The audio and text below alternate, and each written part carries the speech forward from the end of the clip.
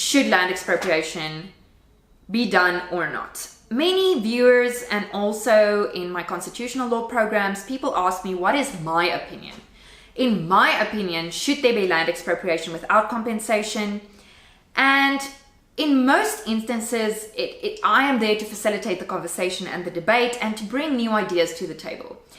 So I've not really spoken to this before, but I'm going to give you the lowdown on that now. In my opinion, it's not a short and simple answer, and I will give you my motivation, but the short answer for me in summary is yes.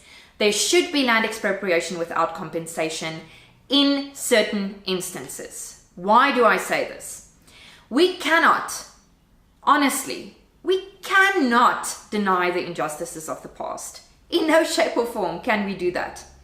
But we also cannot deny that the injustices of the past is becoming more and more difficult to track, identify, and provide evidence for. We have such a rich and complex history of settlers in South Africa and who stole land from whom. You will remember this from the previous episode I did for you and the timeline I gave you, speaking to the Khoi being here first and the Bantu expansion and whatever you may call it, that we can also not deny. So putting that into perspective, I honestly and truly believe that people were unjustifiably robbed of basic rights in this country, which include the right to your own piece of heaven, your own little piece of land under the sun. Now, if we have government sitting on in excess of 2 billion hectares of property, open land, just standing there, vacated land, just standing there, vandalized land, again, just standing there, not being used. How can we possibly justify that there are still people in this country living in shacks and without property, without even a title deed? How can that possibly be justified if we have all of these open spaces that nobody is utilizing for any reason whatsoever, just sitting there? This land should be distributed to the people and citizens of this country so they can make work of that land, plant vegetables, farm on the land, do whatever it is that you want to, but give the land to the people. Now, that is honestly how I feel about this unused land and these hectares of open spaces. I also feel, though, that law is law. And when we start getting into a situation where we are fighting wrongs with wrongs, we are starting to walk a very dangerous line.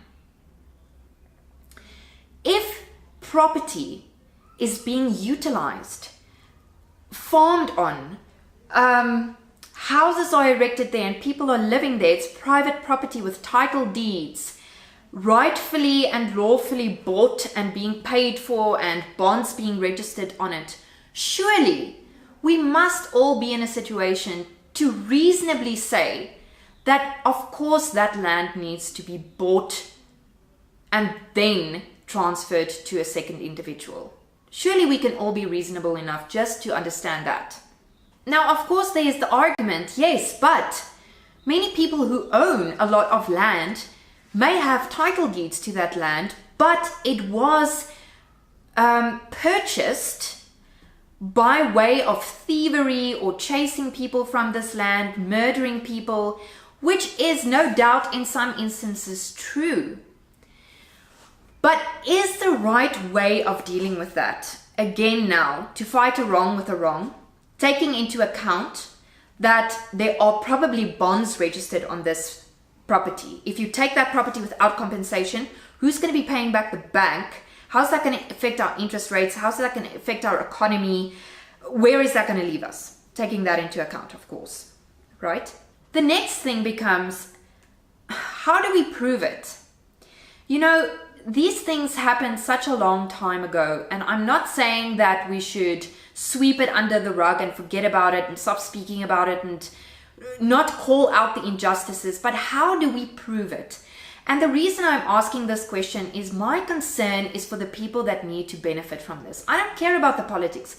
I don't care about people's differing opinions about this. I don't care about a yes or a no to the land expropriation. I care about that individual sitting in a shack today or sleeping under a bridge or having nowhere to go, actually and practically being helped through this procedure, getting a house, receiving the land that he has a right to receive. That's what I care about. And therefore these questions have to be asked. How is it going to be proven who needs to get the land? Who was the land stolen from first? And then who stole it from whom?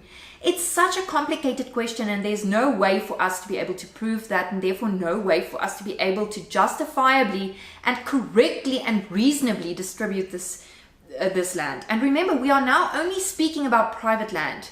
Private owned land that's being farmed upon. We've already discussed open spaces not being used, the land from municipalities, vandalized lands. You know my opinion on that. I've given it to you. The next thing we have to consider in these terms is the following. We have to come up with a practical solution of giving our people land.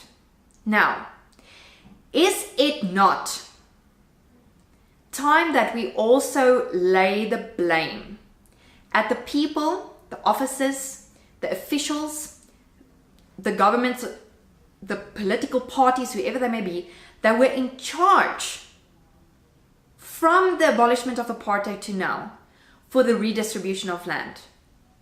The land reform committees, what have they been doing?